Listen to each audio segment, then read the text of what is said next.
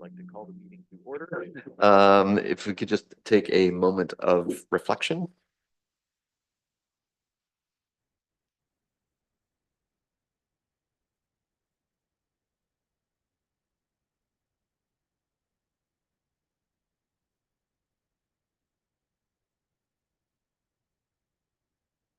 there anyone that needs to disclose a pecuniary interest or anything of the general nature? No.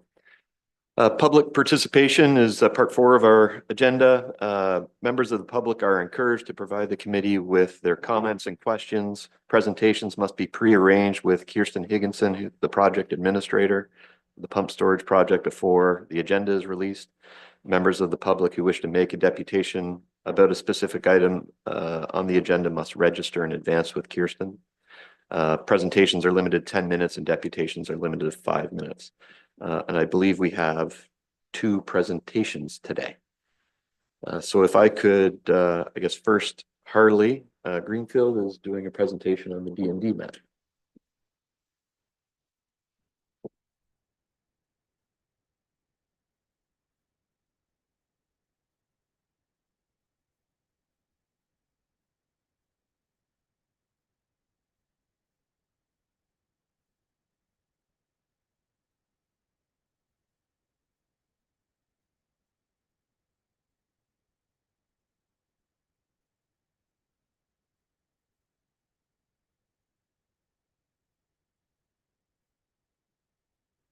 Evening, all committee members, staff, special guests. I don't have a PowerPoint presentation for you this evening, but I do have a map, and I know Kirsten provided everyone with a map. Obviously, if you will refer to it, it's obviously of the 4th Division Training Center. And it shows, amongst other things, at the end of County Road 112, you can see tiny dots. Those are the huge buildings of the Army base. And also it shows on my map, I'm not sure how it comes up on your laptop, but it's within the red lines shows the active areas of the Army base. This is an official armed forces map. I'm not sure of the date. And inside that circle, I think on my laptop, it comes up a kind of a gray square, and that is the area of the most intense.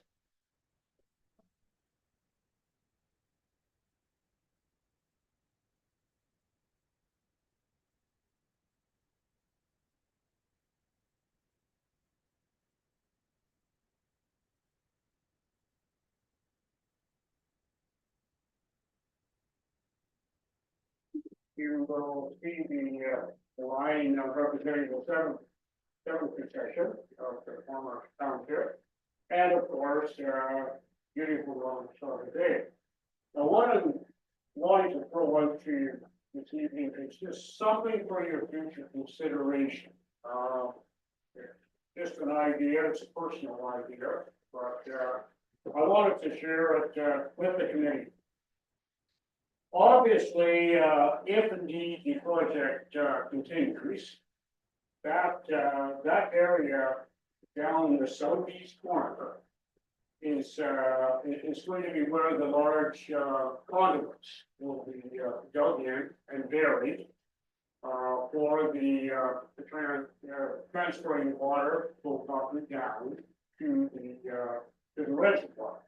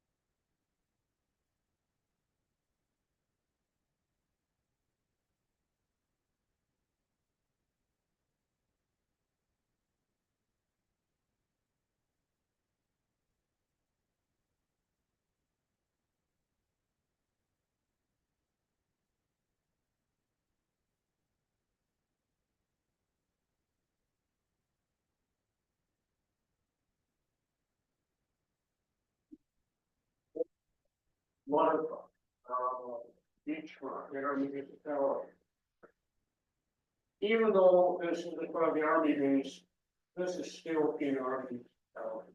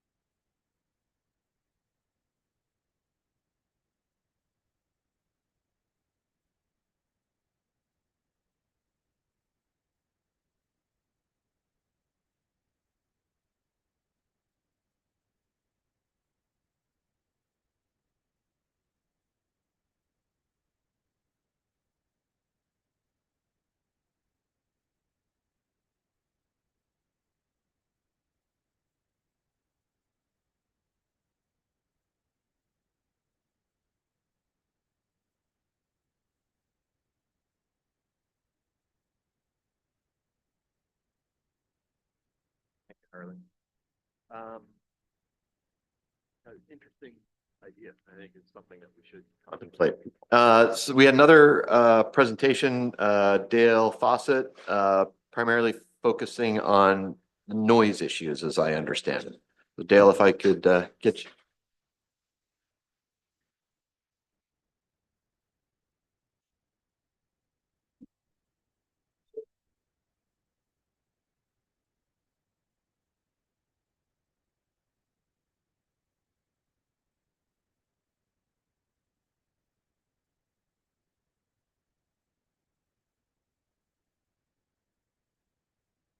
Greetings, everyone. My wife, Phil, and I arrived this week 6 years ago in a snowstorm. So it's been a wonderful place, and we didn't come up here. No, we didn't come from down there, sorry, to retire. No, we came up here to live. So, and retirement is someplace down the future, but not close yet. I've done projects end to end of the province, and I've done noise acoustic projects coast to coast, but I'm just going to concentrate on one because it involved all the issues of concern and noise with respect to noise and acoustics. And for us tonight, it's noise. And the correct title is Noise and Your Health. And so I'll begin by saying that noise is any sound you don't like. Now, I've been studying noise since 1987, but this whole time, noise is any sound you don't like. So I'm going to take one client, and I'm going to mention the Edmonton Oilers Hockey Club. So they were my client, but I wanted to find what club is. So in the organization, there's 125 people that help the players get the puck in the net, and that's one run by Mr. Gretzky. And then on the other side are 125 people who manage the team and provide all the technical facilities. And the original design team, which was 3 people and myself. So in the big, thing that they do, I'm on the right side at the very bottom, and there's a thing that goes over and says others. So I'm an others. And my client was, so when I say the team, I mean the administrative side.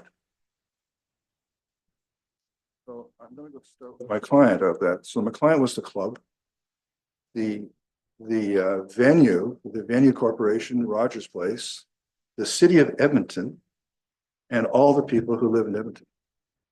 And generally, they had concerns about noise and noise and acoustics, which is just what we're doing right now. So that's just a picture of what I do. So if you go to the first slide, so this is really interesting. I know it's to me. So in Canada, in Ontario, is the only province where Professional Engineers Ontario regulates land use planning studies of new developments in the area of engineers measuring noise. Now that is significant. And I should point out, I am not an engineer, but one of my first clients was Professional Engineers Ontario, and they retained me to design their council room, which is with an S, and their courtroom. And while I was there, the investigators gave me the whole scoop of what they do, which I've used on every project today. But in Ontario, Professional Engineers wants to keep hold of land use planning studies. And that began in 2017 to 2019. And that planning use study turned into what we see today. And they require the engineers in Ontario, when it comes to land use planning studies, unlike any other province, to do specific things, and it's highly regulated. 2, thank you. So we are instructed to see the other side, and I'm seeing the other side here. So this is a statement for the next TCE presentation. And I apologize, I do have a list, so sometimes it's hard for me to talk. So they forgot something, but what they originally said was what you see there. And it basically has to do with Georgian Bay and fish. But respectfully, they forgot us. We're not mentioned in there. But when you go to the impact study, the federal government is only concerned about our health. And then the Ontario government is concerned what noise does in terms of numbers. And if you wanted to invite me back, I could teach you what those numbers mean and what they actually sound like. But for now, it's health. So for TCE, they need to add in the next production they put out in terms of PDF, the protection and the protection and health of Georgians Bay Meaford residents are threshold issues that must be achieved before we are granted permission to build the project. We would not design or build a project that could become a conduit for noise contamination of Meaford residents, nor would we ever be allowed to. Allowed to do so. The law in Ontario states noise is a contaminant. So in terms of danger, I mean, the great horror for us is of course, Walkerton killed 6 people, but noise kills too. One very quick example. So we have a lot of seniors here and they suffer from hyperacusis. So if you hear a level at one level, they're hearing it twice as loud. And I used to preach this gospel. Now I know what it is because I've got a little older and I have hyperacusis.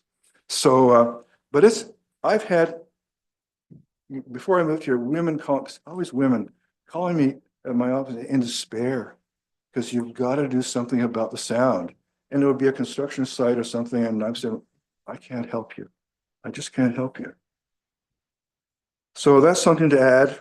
I'd like TTC to add to their proposal because the fish are vital. But if I can be specific, I think the children of this community are just as important. and seniors. So I look at health, children and seniors. On to page 3. So number 10 is what I call the Ginny documents. This is something, Ginny, you put together. Thank you for doing that. And it says the facility would be built and operated in compliance with Ontario's environmental noise guideline and in consideration of Health Canada guidance for evaluating human health impacts and environmental assessment noise. It's probably just a play on words, but when I look at documents from my client, like the Oilers Hockey Club, what they asked me to hone in on was the corporate language of large corporations in the United States trying to get jobs in the arena. Because we're talking about $20–30 million projects. And so compliance is law. We will follow the law. But consideration can also mean advice. But really, the laws of the federal health department are really laws also. So, it's not just advice that they can follow or not follow. They have to do it. So looking at what they wrote, which is fine, I decided that I would write a specification for the noise test. So at the bottom it says, to ensure we are compliant with the noise regulations, noise modeling will be a component of the environmental assessment process. So what I did was, for the Oilers Hockey Club, sorry, there are 3 parts of the specification, and the third one is the on-site instructions. So I've written out the instructions for the engineering firm who's to do the noise tests here. And the thing is, how do I say it? For a project that's $7 billion, all right, you need to have a noise survey done that oralizes the sound. So in other words, you don't just look at graphs and say, oh my gosh, what that is. I've written it out in detail. We gather in Meaford Hall. I show you how to do it. I adjust the sound system because that's one of my things I'm acknowledged for internationally. I know your system. I know Helen and John Meyer who invented it and put it in, and you bought it from a Meyer company called Meyer. So, and then we'd set that up for citizens to come in 20 at a time and listen to where the level is supposed to be. And they will promise not to exceed that level. You can't, you just can't say, oh, here's the number and I think we're compliant. No. It's all in there. And so they'll try and say, okay, well, we don't do oralization. Well, it was introduced to the world in 1995 here in Canada, and I introduced it in collaboration with the head of acoustics of the Soviet Union, who had just defected. And he was the world authority on noise. So we've had it around for 30 years. So remember that word, oralization. We want to see a model that is oralized. About sound for a sec. I'm sorry, I'm going as fast as I can. So I'm a sound expert.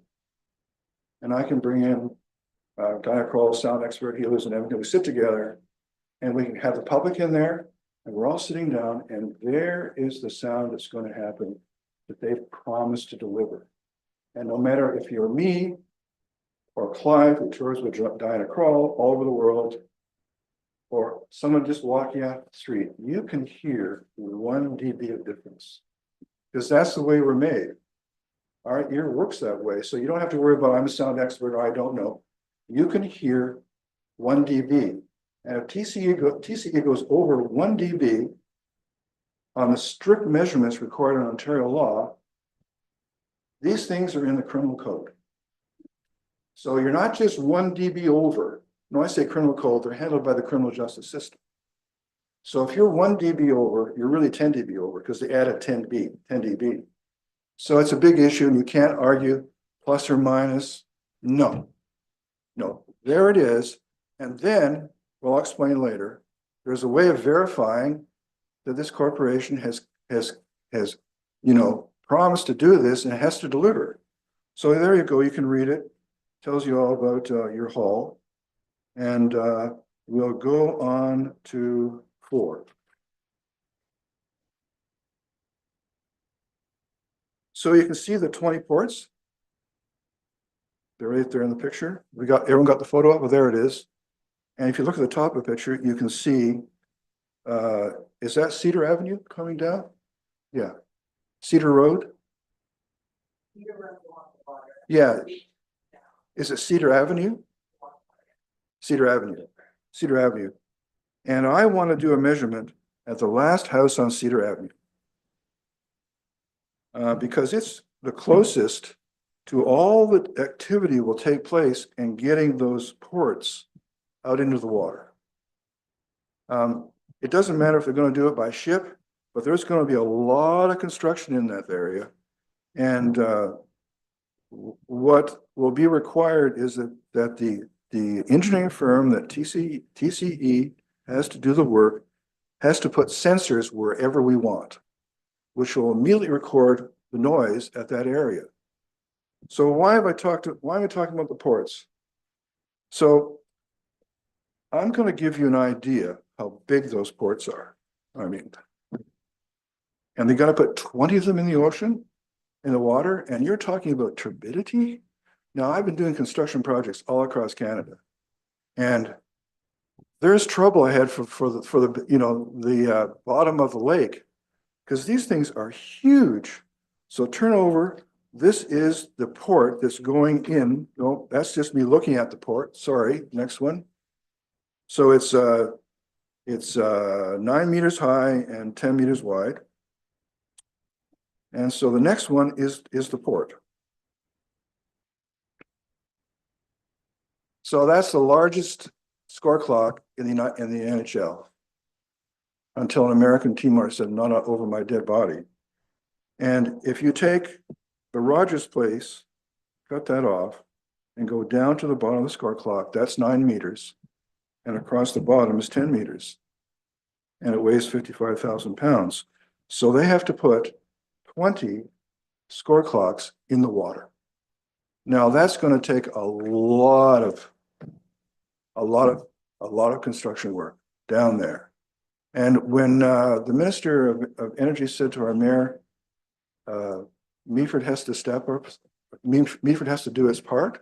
No, it's the people down on what I call the lake roads, because they're going to hear all this horrible construction noise, and it won't meet. This project will fail just on that alone, because they can't mitigate the levels that are going to occur down there. It's not possible. And the federal government has an actual mathematical formula showing you cannot mitigate sound. Dale, if I could ask, you gotta keep rolling, because you've got a lot of material still to cover. Okay, I'll just give you the last 3 things then. How's that? Sorry about that. So you can read the rest I wrote. It's all there for you to read. Take us through. I'm just reminding you of the timing. That's all. Yeah, okay. So I'll just take the next 3 pictures. So where I want to measure sound is from the center of the reservoir. We go down 500 feet to the last house on Cedar Avenue. Okay, number 8. And next one, I want to do a noise measurement down at Centerville. Is that correct, Centerville? It's 6 kilometers from the site. And then here's the next one I'm here to talk about. So now we're in Toronto. So if you look at the last one, it's 6 kilometers away. And then this one is 7.2 kilometers away. So a number of years ago, folks were having a concert down at the water and opened up the doors. And so in terms of noise, it's no louder on the construction site. But between where the concert was and the other point, there was no sound in the middle. It came out here, went up, and bounced against something we call a meteorological event, and ended up on the cliffs 7 kilometers away. So if you get perfect conditions in weather, which happens up here all the time, and the conditions are whoops. Hill, water, town up close by. So the police spent from 2 o'clock till 4 o'clock in the morning trying to find the sound, and it had traveled 7.2 kilometers. So the proponent is worried about, or saying there's not going to be any noise, but given that it's 500 feet in the air, and there are high westerlies and strong westerlies and northerlies, you can get on a normal day sound going for miles and miles and miles. So the rest you can read at your leisure. Probably the first page on number 10 is at the bottom. And I'll end there and you can read the rest. I'd like to say a few more things, can I? The federal government, the Health Act, wants to know what our baseline levels is. So you will hear the baseline word a lot.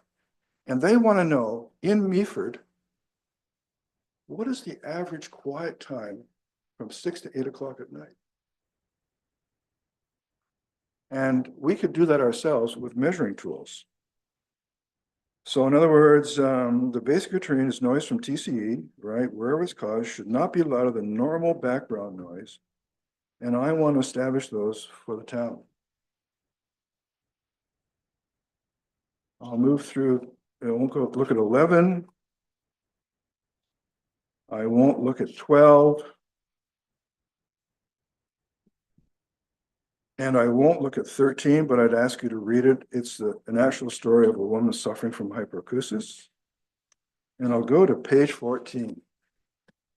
And I'll end there. So, Councillor, Deputy Mayor, have you ever heard of a noise class? I mean, does it come up in conversation? Okay. So that's the only thing I'm doing tonight. I'm going to introduce council and members of Meaford to my world, and hold on to your seatbelt here. So I want you to know, and it's so important, Meaford is classified as a noise 3, sorry, this is the Ontario government. Meaford is classified as a noise class 3 rural area, and also an internationally renowned noise class 3 resort. 2 classifications. I mean, this is incredible. So what's class 1? That's Toronto. Class 3, we're class 3. And we qualify because we have only 21 people per square kilometer. And we also qualify because we're a resort. And just quickly, you can't put this project inside a resort, not in a class 3 resort. I'm sorry. Someone at the beginning, when this thing was being looked at, neglected to point this out.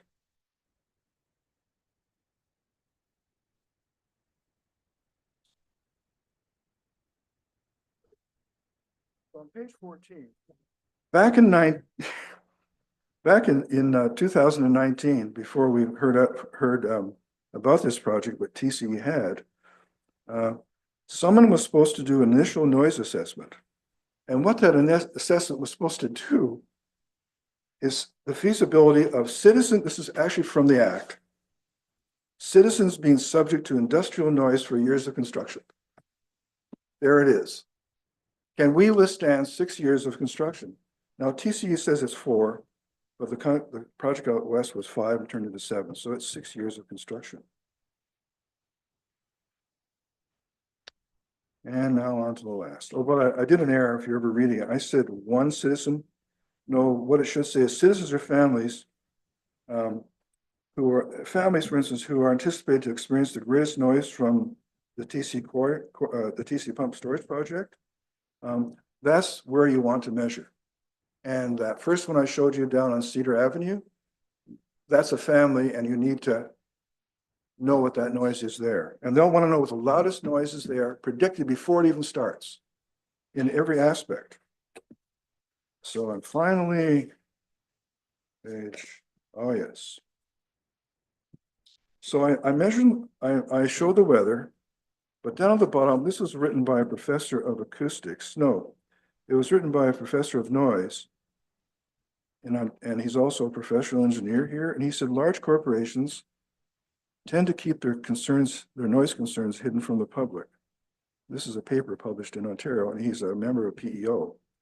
Ontario professional engineering firms and professional engineers are obligated to protect the public from noise and report it because noise is a contaminant. There you go. Thank you. Thank you, Dale. Dale, if I just wanted to make one clarification. Were you offering to help? No, Okay, no. If I ever helped you, I would do it for two reasons. One, I'm a citizen, but then I have to look at the deputy mayor. Surely, since 1986, I've had a food rider. So I'll do things for free. But someone has to feed me. No, I'm booked for the next 4 years. But I'll stand by you all the way on this. And one of the great regrets I have, the world in the States, the world authority, no, the authority on noise in the States, my design partner, and I'm not associated with business in any way, Ray Rayburn, who helped us pull this thing off in Edmonton. The US government acknowledged him as the authority on noise, and anything Ray did, the US government would accept. So everything about noise, I really learned from him. So no, I'm not interested, but I'll fight like crazy to help you. okay, great. I appreciate it. We may call on your expertise Yes. at some point. Yeah. Oh, one thing. So I walked into the door today and I was saying all these things. So Mr. Chairman, if you need an email, I can give you the email of the architect who designed, hold on a sec. Las Vegas, NHL facilities, Las Vegas, Detroit, Edmonton, Seattle, and now Calgary. And he'll gladly receive your email. Great, thank you. Any more questions? I do have a question just on the classes. So what's, if class 3, the top you can get, because I'm not familiar with noise classes. So is that like the best you can get? Yeah. And you have 2 of them. Okay, but does there not level 4? No. Level 3 is the top? No, one is Toronto. Sorry to mention that city. Yeah. You're 3. And this is embarrassing. I designed a $10 million sound system for the Pocket Club. There you go. And noise, class 3 is the best, Okay, and 2 is somewhere in the middle. okay. Yeah, I just want to Yeah, but you understand have, that. Ginny, you have classification. 2 classifications. That's why we all moved here. That's exactly it. Thank you. Any other questions from the committee? All right, thank you. Thank you, Dale. Okay, thanks. I trust, are there any deputations today? No, there are no deputations. Okay. So we'll move on to the approval of the minutes. Everyone received it with their agenda. If I could get a motion to approve the minutes. All in favor? I don't know how many meetings I've been doing this, but it's the first time I remembered. I know. Yeah. Yeah.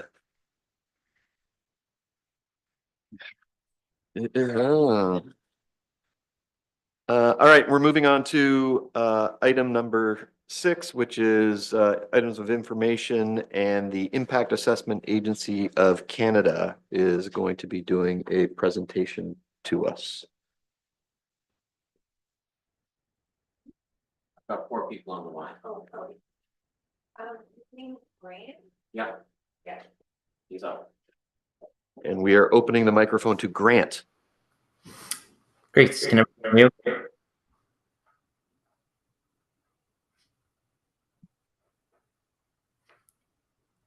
Sorry, can everyone hear me? Great. Yeah, hi everyone. We're the Impact Assessment Agency of Canada, and thank you for inviting us to meet with you today. My name is Grant Jensen, and today I'm joined by my colleagues Wayne Sawtell, Larissa Goschlak, and our team lead, Brent Keeping. If you can go to the next slide, please.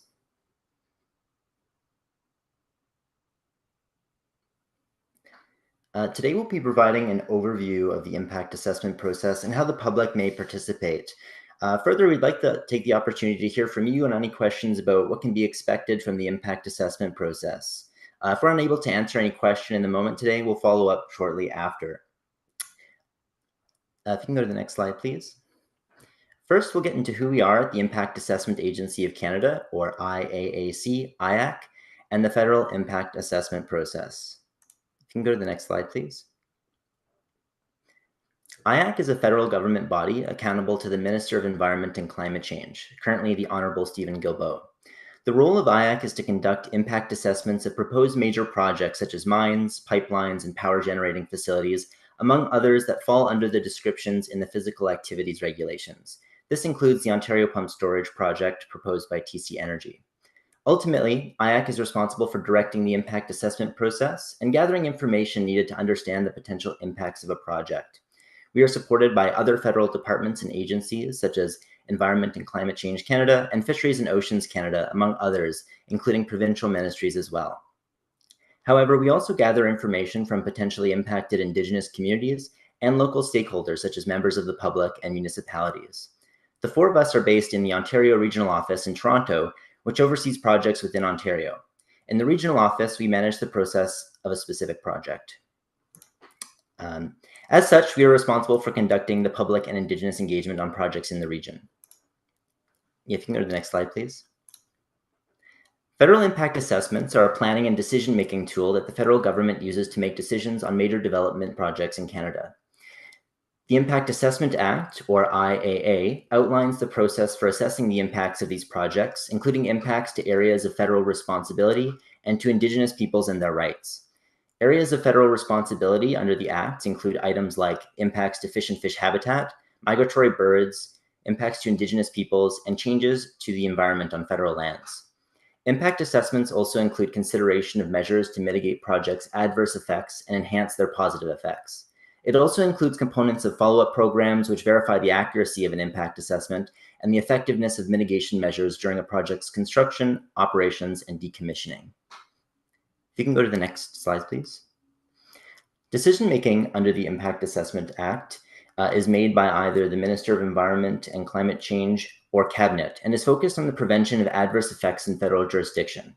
It takes place in a two-step process.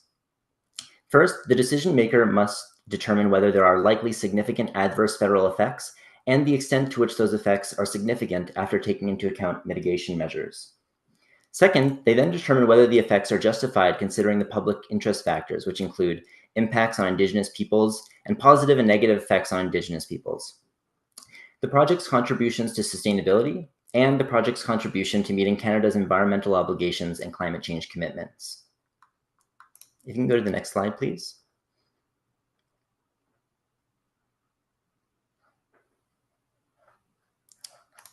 Sorry, can you go to the next slide?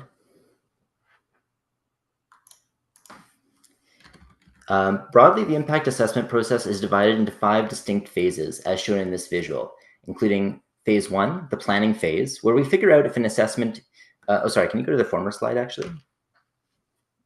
Phase 1 is the planning phase, where we figure out if an assessment is required, and if so, then plan for that assessment to be as focused and efficient as possible. Phase 2 is the impact statement phase, where the proponent, in this case, the one proposing a given project, like TC Energy in this instance, provides all the required information and studies, and IAC ensures it has everything needed for the assessment. Phase 3 is the impact assessment phase, where IAC prepares its advice to the decision maker on the project. Phase 4 is the decision-making phase, where the Minister of Environment and Climate Change or Cabinet will make a decision on the project regarding the extent of significance of adverse federal effects and if the project is in the public interest, based on the information provided by IAC. Phase 5 is the post-decision phase, which includes any monitoring and follow-up measures that may be in place. The process has not currently started yet. We are in what we call pre-planning, where we start initial outreach to inform people on the process, like what we're doing here today. If you can go to the next slide, please. Our focus for today will be on the possibly upcoming planning phase, which has not yet started, and the role that your input can have in shaping any potential impact assessment that may be required. Again, the first phase is the planning phase, where we learn about the project and its scope. This phase starts when IAC accepts an initial project description from the proponent. We are currently in pre-planning as we have yet to receive the initial project description. Proponents may begin to engage the public and Indigenous peoples informally before the official impact assessment begins. that is, before submitting the initial project description. Such preliminary engagement may take the form of informal discussions or public information sessions or question and answer periods. In the planning phase, we learn about what might happen to the environment and other important aspects of the project. We learn who this project may affect and who needs to be informed. To answer these questions, we engage with Indigenous communities, government authorities, and the public, including local communities, to understand everyone's perspective on the project's potential impacts.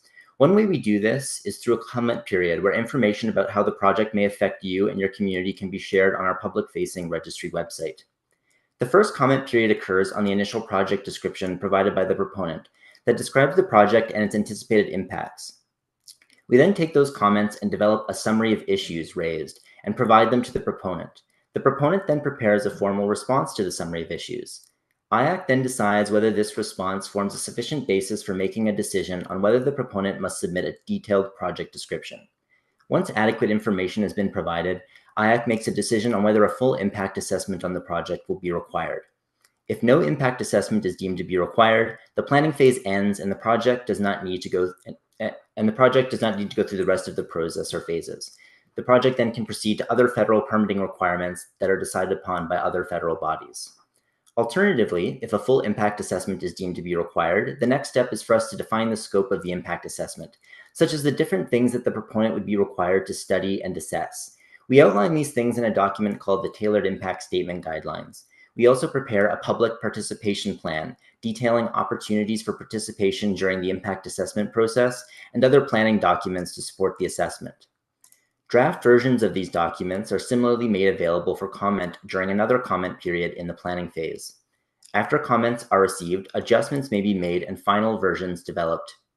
If IAC has decided that an impact assessment will be required, the planning phase concludes by publishing those final documents and a notice of commencement for the impact assessment on our registry website. The planning phase has a maximum legislative timeline to be completed within 180 calendar days. If you can flip back to the former slide. The second phase is the impact statement phase, which commences after the notice of commencement for the impact assessment is issued. Here, the proponent works to complete the studies outlined in the Tailored Impact Statement Guidelines that will be incorporated into a proponent-drafted report called the Impact Statement. This phase ends when IAC determines that all of the information and studies as outlined in the Tailored Impact Statement Guidelines have been fulfilled.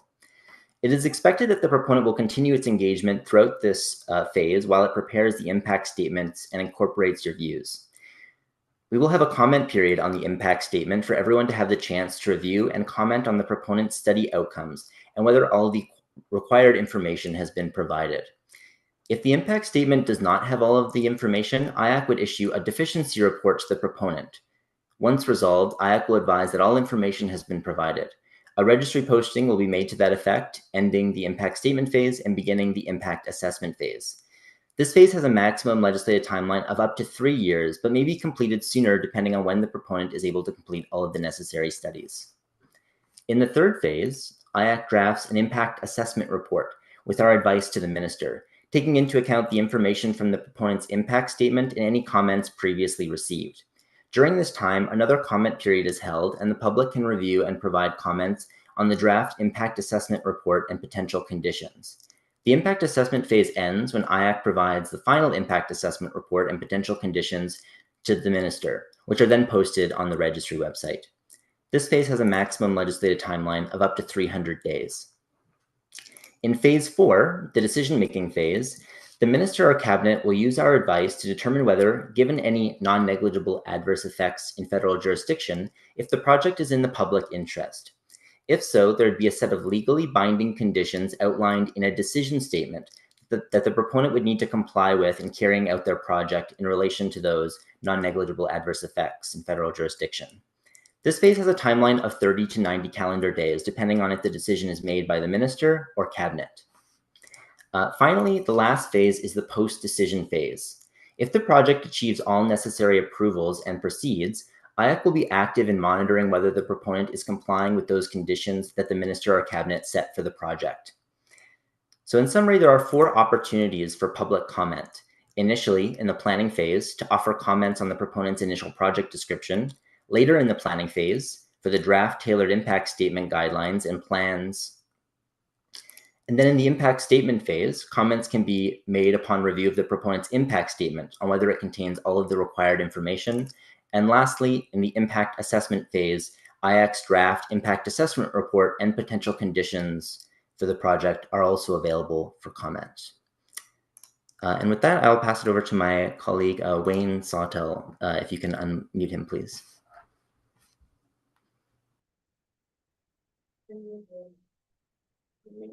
Wait, I don't have a Wayne. Oh, wait a minute, unless that's this gentleman here. Try that. There now. Wayne?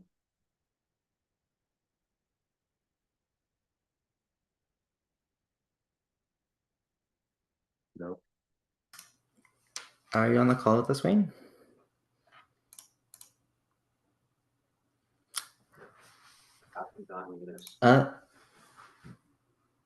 Might just be setting up his mic. I can keep going if you want to just go to the next slide.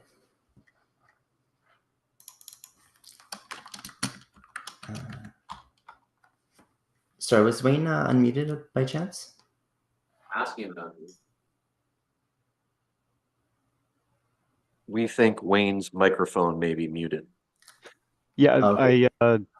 it's Oh. Wayne here. I just clicked on the message accepting it. Wayne, we can hear you now. Oh, great. Okay, thanks, Grant. Wayne Sawtell here. Yeah, if you could go to the public participation slide, please.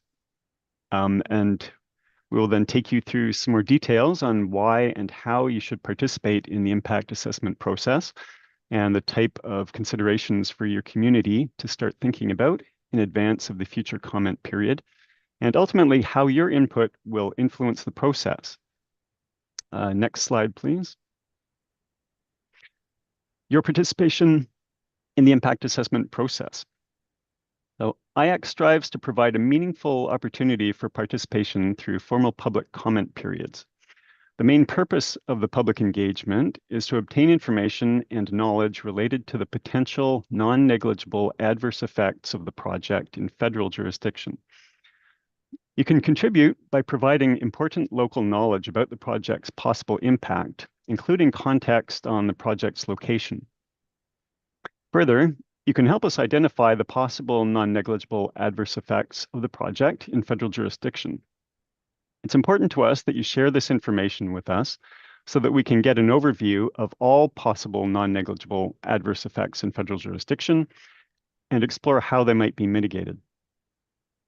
Your comments will help us understand the context of the project, will help the proponent understand your concerns, and ultimately will influence the process.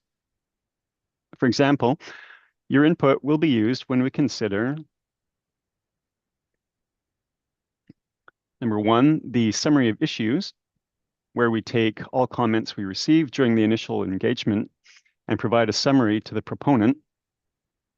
Two, determine whether an impact assessment is required. And three, inform the requirements and plans for the assessment, including the tailored impact statement guidelines, which outline the information and studies for the proponent to collect for their impact statement, and the public participation plan, which outlines how the public will be engaged by IAC throughout the assessment. A participant funding program will also be available to support public engagement in the impact assessment process. Individuals, nonprofit organizations, and Indigenous communities and organizations are eligible to receive funding. We'll provide more details on the participant funding program later on. Next slide, please. So questions you may consider.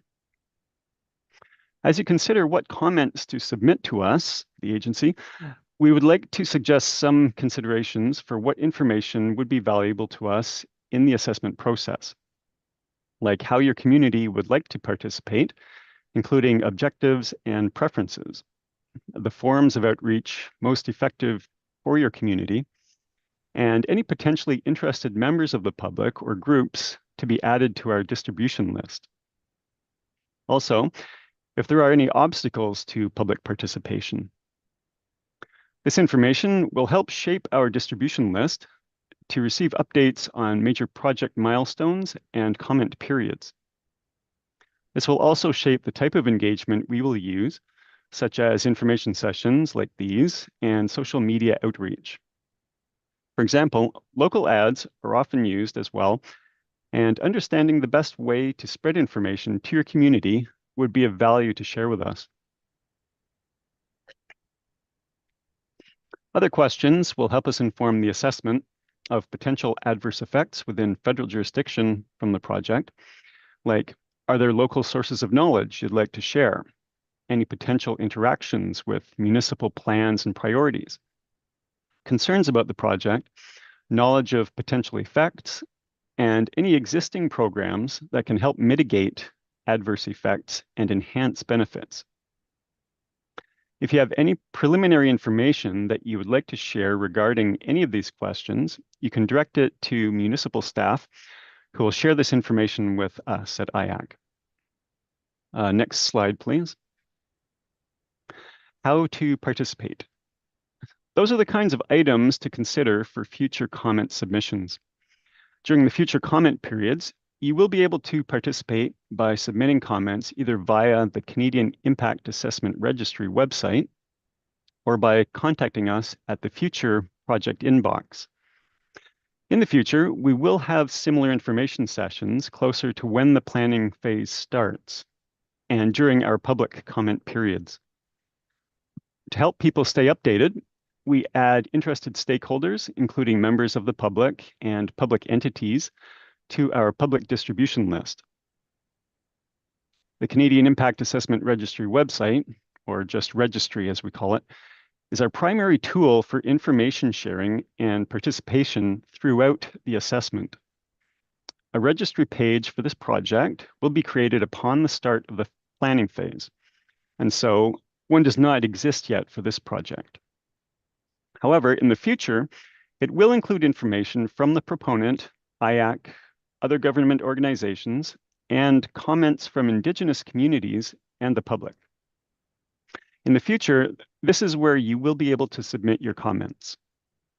You can check the registry for examples of comment submissions on other projects as well. Next slide, please. So confidentiality. The impact assessment process is a transparent process, and as such, all documents described, including some other supporting documents throughout the process, are made publicly available through the registry, including all comments received.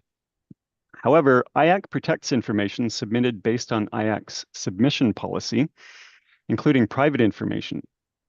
If you intend on providing private information, you should contact us before submitting it. It may also be helpful to consult our privacy notice. Next slide, please. The participant funding program. To support public participation, public entities and members of the public may be eligible to apply for participant funding during both comment periods to support reviews of the initial project description and IAC-issued documents such as the Tailored Impact Statement Guidelines. This funding is available to individuals, nonprofit organizations, and Indigenous communities and organizations who have a direct and local interest in the project or have relevant information, including knowledge of communities, vulnerable groups, or Indigenous knowledge. This funding is not available to municipalities because governments are excluded from the list of eligible participants. Only one individual member of any organized group may apply for this funding on behalf of the group. Applications for funding are not currently open. When the process begins, our public outreach will provide more information on the available funding opportunities. You can find out more information about the participant funding program online. Next slide, please. About our next steps. And again, next slide, please. More detail about our next steps. We remain available to support future participation in the impact assessment process. IAC offers training opportunities to provide a more thorough overview of the impact assessment process. When the proponent is ready, they will submit an initial project description, which will commence the planning phase. And IAC will solicit comments from Indigenous communities, the public, municipalities, provincial ministries, and federal departments. We will then develop a summary of issues for the proponent to address based on comments received. Based on the proponent's responses to the summary of issues, IAC will decide whether a detailed project description will be required. We will then make a decision on whether a federal impact assessment is required and proceed to the rest of the process if necessary.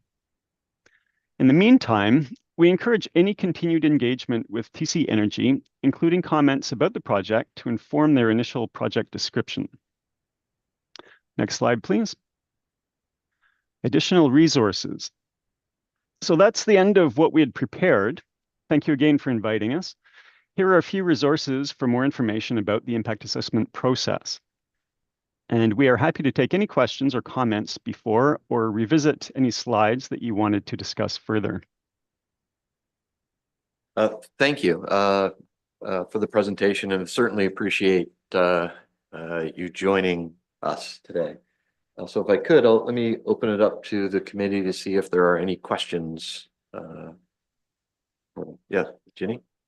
Are engineered drawings required at this point in the process when you guys are involved, or is this all without engineered drawings when you're reviewing parts of this process? And it's a two-part question. And I was question two on when you're talking about involved groups. I noticed you talked about, let's see here, the fish, the birds, and Indigenous peoples, but I'm curious if you focus on all humans. I don't kind of see that in what is the impact assessment bullet points, if you could address that. Yeah, absolutely. It's Grant again. In relation to your first question, so the impact assessment process is a planning tool. And so typically in projects, the level of detail becomes more refined with detailed design after an assessment of this nature, usually at like the permitting level. And so usually, engineering drawings are not required at this time. There will be like schematic layouts of the project that are required and things of that nature. Do you have any comment on that? And then I'll answer your second question. No, that explains it. Thank you.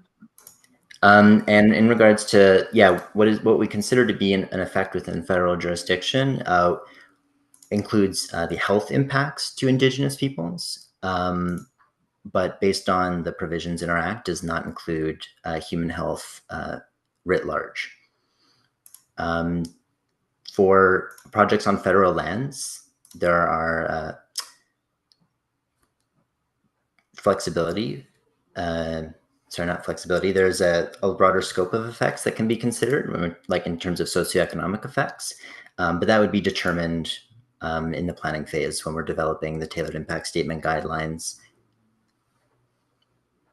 That is wild to me, but thank you for your answer. Just to add a bit more onto that, that would be under typically provincial jurisdiction. Shirley? Thank you, Mr. Chair. And I have a few questions, Grant, so I'll leave it to you, Mr. Chair, if you want me to ask a couple and then go on to someone else. So I'll start, Grant, by asking, you just mentioned the provincial process. So do these, the provincial and the federal assessments happen simultaneously, or does one come ahead of the other? That's at the discretion of the proponent in terms of where they're applying, when they choose to apply to different regulatory processes. Okay, thank you. And I wanted to ask you a little bit more about the public engagement process. If I'm looking at the diagram, federal impact assessment process, I see the little symbol for public involvement in phases 1, 2, 3, and 5. So that means there will be opportunities throughout basically the entire process of this project for public engagement. Would I be right? That's right. Okay, and that being the case, I'm wondering if you can give us a few examples. We've mentioned online, so people can submit online. I'm assuming there'll be surveys perhaps. We're a community that likes face-to-face interaction. So will there be opportunities led by yourselves for public town hall meetings or charrettes or anything of that nature? Definitely, our public engagement often includes going to local municipalities to host in-person information sessions, if that would be of interest. Especially that's what we want to determine at this time in pre-planning, is what is the most effective forms of outreach to your community, so that we can plan in advance to make that kind of thing happen. Thank you. One more, Mr. Chair. So just coming back to Jenny's point, because my mind is boggled as well. So do we as a municipality have any input whatsoever into the considerations that you will look at in our community, such as you've talked about birds and fish? So we just heard a presentation on noise, things like noise and any impacts that I realize you assess any concerns that may affect the Indigenous population, but coming back to our own local population, would you address any of those impacts, such as noise and dust and all that sort of thing? So if an impact assessment is required, we would use that remainder of the planning phase to determine the information requirements needed for the assessment, and those would be outlined in the tailored impact statement guidelines. This would include requirements to understand, the potential effects within federal jurisdiction is our primary mandate, but it also often may include supporting information to understand those effects. So for example, there may be a pathway to an effect that is in federal jurisdiction, and so we would need upstream information to determine those impacts. If I may, Mr. Chair, then I think what we need to know as a committee is really what's under your jurisdiction and what the province is going to look like, because perhaps the province is going to look at the areas more related to our local residents than yourself. Is that a possibility? Definitely, sorry, is that question directed at us? Yeah. Yeah, I would definitely encourage to find out. So just this is to answer your previous question more fulsomely about like, is there any coordination with the province? So there's subject matter experts across federal and provincial departments, and we reach out to all of those during those public comment periods, during technical reviews of proponent submitted documents. And so one of the documents that we also publish at the end of the planning phase is the cooperation plan, and that outlines how different jurisdictions will cooperate during the impact assessment, and also outlines some of the other regulatory requirements for the project as well. So for example, if there are provincial permits or authorizations that are also needed, they would be that plan would be developed and informed by submissions that we receive from provincial ministries that will also have a regulatory role in the project. And that's sort of the public facing document that provides a bit more clarity on the provincial regulatory regimes that apply to the project. In advance of that plan being published and developed, definitely would encourage, if interested, to reach out to provincial ministries and to better understand the regulatory regime there. That's helpful. Thank you. Harley? Thank you, Mr. Chair. Thanks for your presentation. I'm referring to slide 7. The federal impact assessment process. You have 5 different blocks. In blocks 1, 2, and 3, you have other jurisdictions included. Block 4 is the decision-making block, and I can understand who makes the decisions. Block 5 is post-decision, and other jurisdictions are not contained in there. Now, as far as I'm concerned, our municipality is a jurisdiction. We're the host municipality, or will be, assuming. So I want to know I want to be satisfied that after the decision, our jurisdiction, our municipality is still involved in this procedure. Can you help me on that one?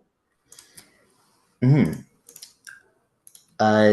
So in terms of there are requirements, reporting requirements in the post-decision phase where the proponent would be, for example, any follow-up or monitoring programs, and those would be like publicly available for people to see. Sometimes there's other regulatory regimes where other jurisdictions have their own follow-up and monitoring programs in terms of regulatory regimes. I'm not familiar with those that are involved at the municipal level. We'd have to get back to you, I think, on other jurisdictions in the post-decision phase. But what I mean to say is there's public-facing information about the reporting requirements that the proponent is responsible for in relation to the project. If there are specific arrangements sometimes that happen on a project-specific level between different jurisdictions and proponents or different stakeholders and proponents, but those are not a formal part of our process.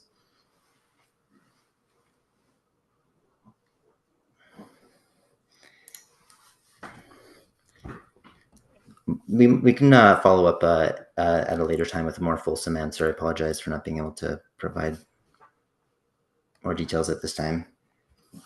Thank you. I just have a couple of other questions. There was just mention of distribution lists. Will that be the conduit as well for sharing research papers? Or you also mentioned that be supporting information of the impacts. So where would the public and or ourselves look to find those types of documents? And would there be additional funding? I heard you say that we could, not-for-profits and such can apply for a funding, but would that cover off, I'll say, third-party reviews of research papers, or what would be the process for those types of documents? Sorry, so is the question like, is funding available to support the review of technical documents associated to the project?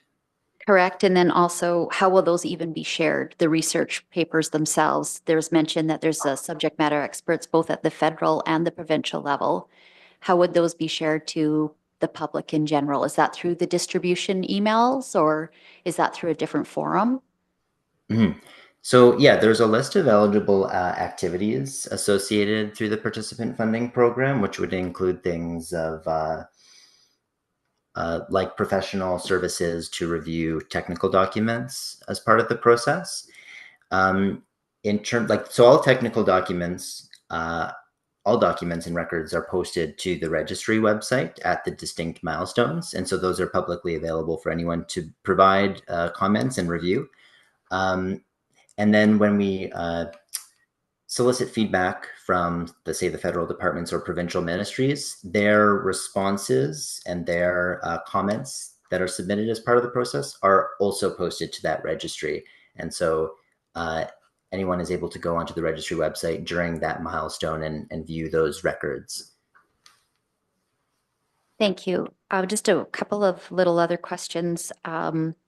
You mentioned that the communities, I think it was on slide 8, just one past this one, would be part of the planning and the impact phase there.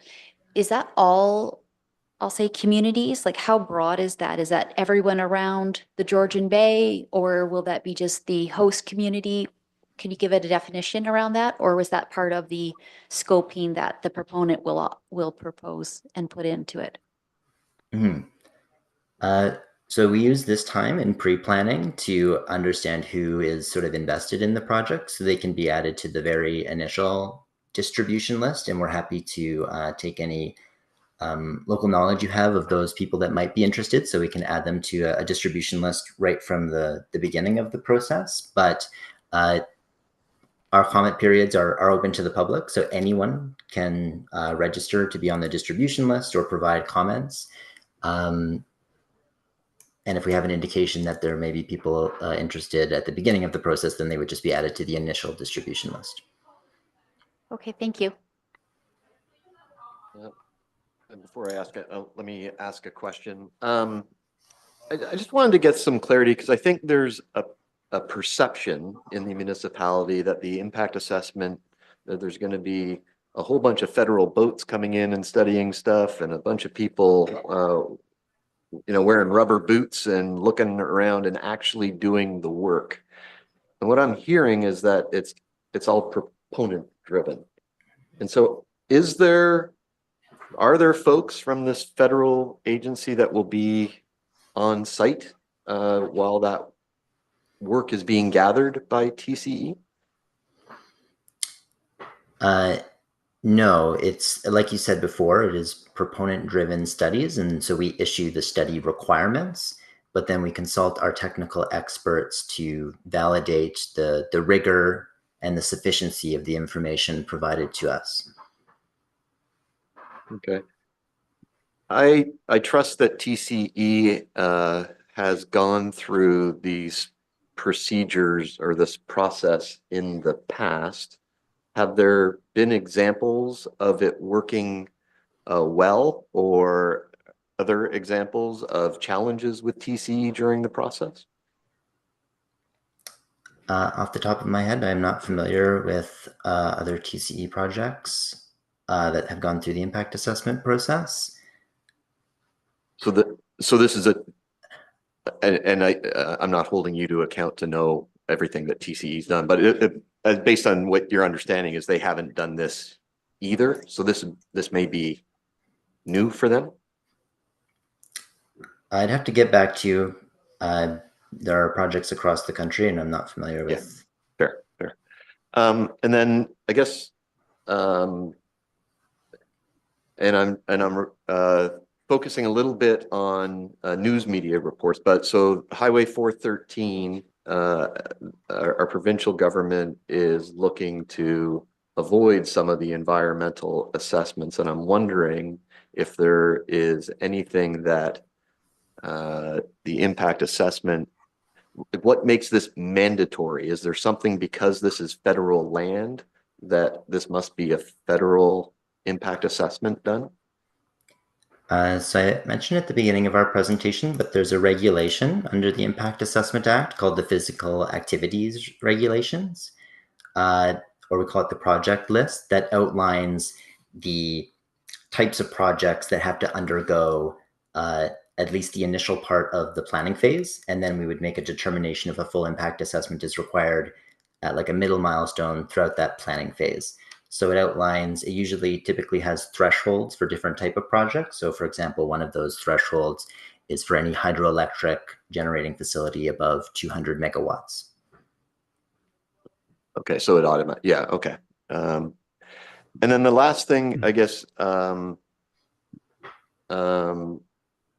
there resources to help us? We're just a committee helping to advise the municipality, but I think what I'm learning today is that the impact assessment isn't coordinated with provincial impact assessments, and I'm a little concerned that we're just learning about how this is going to work. Are there resources to help us understand what questions we're not thinking to ask right now? There's certainly more information on our website that includes resources, and there are other projects. There are more, we also have other additional training opportunities for a more thorough understanding of our process. Sorry, I'm trying to answer your question.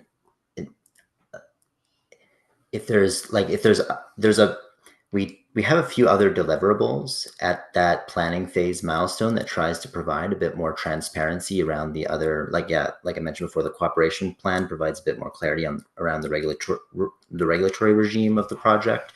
And usually there's requirements as well in our tailored impact statement guidelines to understand the context of the regulatory regime. Sorry, I realize I'm not quite answering your question. I probably jarbled it up anyway. Yeah. All right. Are there any other questions, Shirley? Thank you, Mr. Chair. Just one more, Grant. I'm curious to know, throughout this process of public engagement, will people from the impact agency actually be present here in Meaford, or will this all be done from afar?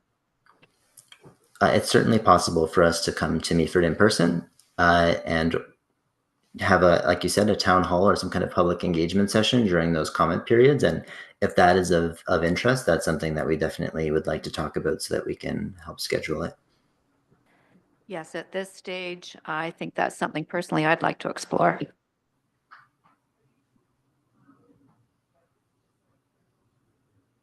Are there any other questions for the team that we've got?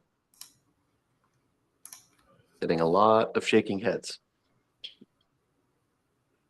All right. Well, thank you very much for joining us. Lots of information that's been helpful, and certainly appreciate your time. Thank you so much for having us. And if there's, we'll follow up with some of the questions we weren't able to answer today. And if anything else comes to mind, then yeah, please relay it to us. Great. Thank you very much. Thanks.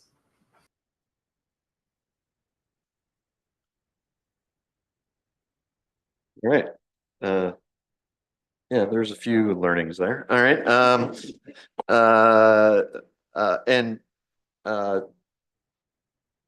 Kirsten's not here, but she helped pull getting these folks on. So I want to thank her for that, because I think that was really valuable participation. Committee inquiries is our next section. Is there anything that folks want to discuss? Sure. Mr. Chair, just as a quick follow-up, so I think what you're suggesting perhaps is that if we have additional questions as we sort of process everything we've just heard, that those could be submitted then to Kirsten? Yes. Yeah, please. Yeah. Is there any committee inquiries? I have one from Adam that I'll raise. He and I were emailing about his not being able to be here, and if the committee remembers, he had asked about what our plan would be, and he's got some thoughts on that. But I just wanted to acknowledge that he's got some thoughts on that we'll explore when he's here to advocate for it.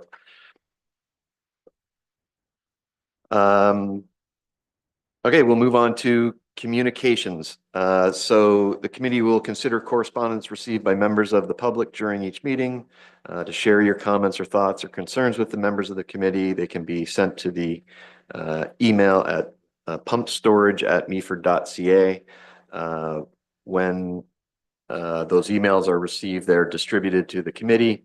And today, I believe there are 2 correspondences that we received.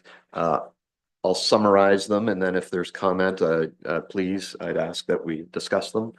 Michael Ashmore sent a letter talking about land acknowledgement.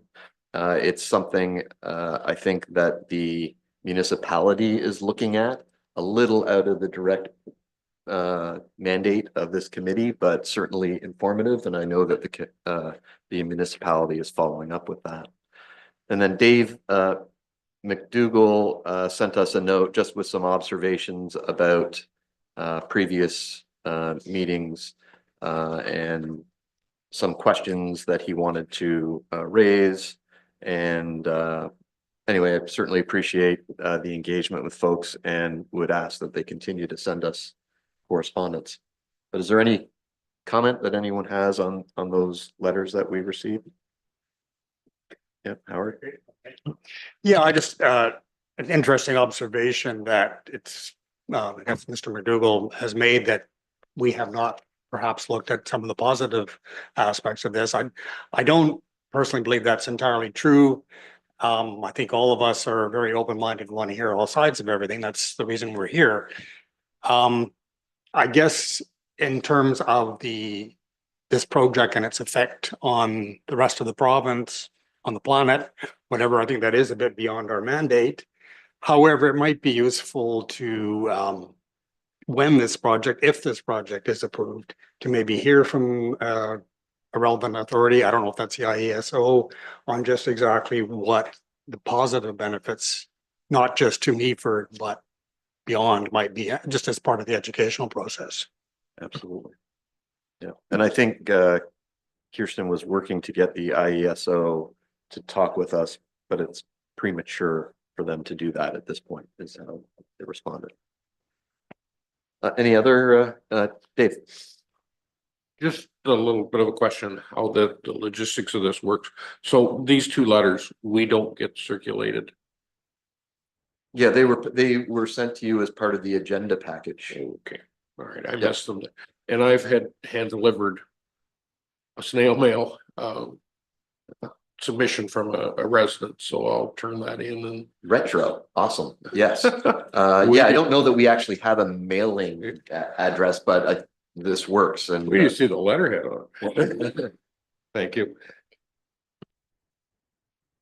And we'll add a copy of that to the correspondence list for our next meeting, so everyone will see it. Are there any public questions? We've got 3. No. Okay. Before I move on to the next meeting, the next agenda planning meeting is on Wednesday, November 27th. I cannot attend that meeting. I am looking for 2 folks to join there. Howard can make it, and Martin. Okay, great. So that's 10:30 on the 27th. Downtown. Office. Yep. Can't do that. Okay. Is there another member of the committee that could join to help with the agenda process for the next meeting? Yes.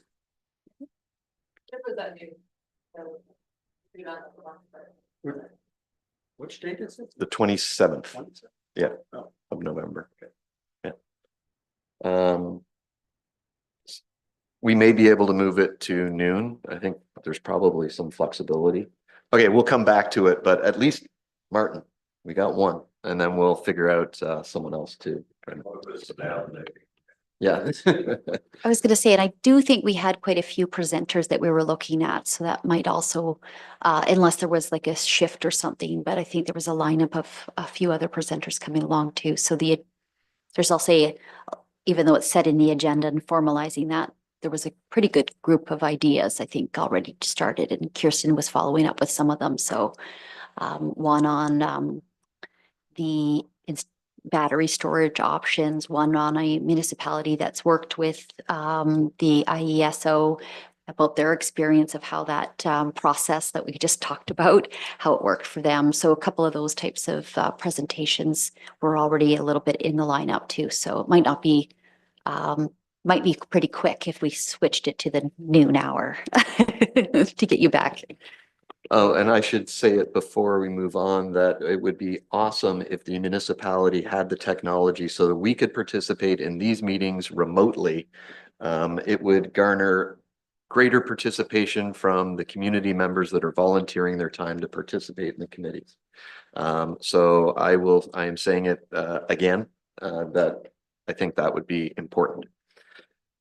All right. Is there anything else that anyone wants to cover before I? No. All right. So date of the next meeting is December 12th at 5 o'clock. And with that, I'll call the meeting adjourned.